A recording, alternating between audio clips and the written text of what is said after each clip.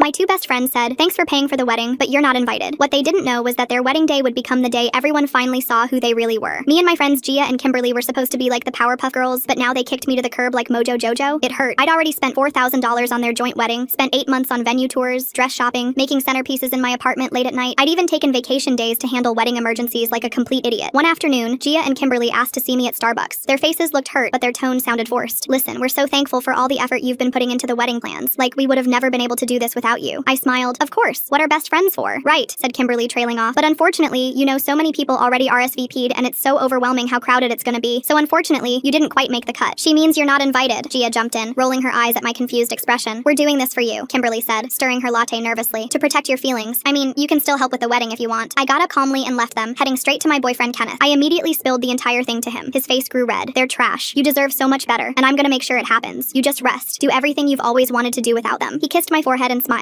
But it was tough, really tough moving forward without them. I mean, one second we were doing everything together, the next second I was basically friendless. But after 3 months, every day got a little bit easier. I joined a hiking group to get back into shape and launched my own event planning business, something I'd always dreamed about doing since I was young. "But you're not really business-minded, you know? You work best as an employee," Gia and Kimberly once told me when I brought it up to them years ago. But I was going to try anyway. I helped a few clients with their organization, orders, vows, but soon I landed my first big client, one who paid me an amount that almost made me faint. Meanwhile, an old classmate Jessica told me how Gia and Kimberly were completely drowning without me. Their DIY decorations looked like kindergarten crafts. Nobody helped with setup, and they constantly bickered at every vendor meeting. They'd even tried to get Jessica to take over my role. She laughed and said she was busy. The best part was I wasn't even trying to get revenge. I was just living. And as if things couldn't get better, Kenneth held a surprise proposal with my hiking group with a very enticing offer. "Marry me. Same date, same venue, same time." I laughed at his diabolical scheme and kissed him, accepting the ring. My hiking group immediately started offering help. "I'll do your flowers," said Shirley. "I'm doing your hair," said Becky. "My brother's a DJ," said Marcus. For the first time in my life, people were giving instead of taking. I burst into laughter and hugged them. 2 weeks before the wedding, Kenneth posted the story on Twitter, tagging friends and families and venues, adding in screenshots of everything I'd paid for with the caption, "Imagine funding your best friend's wedding and getting uninvited." People were outraged. Vendors started reaching out to me. The photographer called first. "I'd rather shoot your wedding for free. This is incredible." Then the florist, the cake decorator. Even their day of coordinator switched sides. Every mutual friend started RSVPing to my wedding instead. That's when Gia found out about my wedding from the venue coordinator who assumed she knew. My phone exploded with texts. "You booked our venue on our day? This is psychotic. You're trying to ruin our special day, but it won't work." But their wedding was already falling apart even without me lifting a finger. On the day of the wedding, their wedding hall was practically empty, each decoration tacky and clashed. My wedding hall was so packed with people that they had to borrow seats from Gia and Kimberly's joint wedding hall just to seat them outside. After the ceremony, Gia and Kimberly tried to crash my reception when the security stopped them at the door and called me over. I walked up in my dress, took in a deep breath, looked them dead in the eyes, and said, "You're not on the list."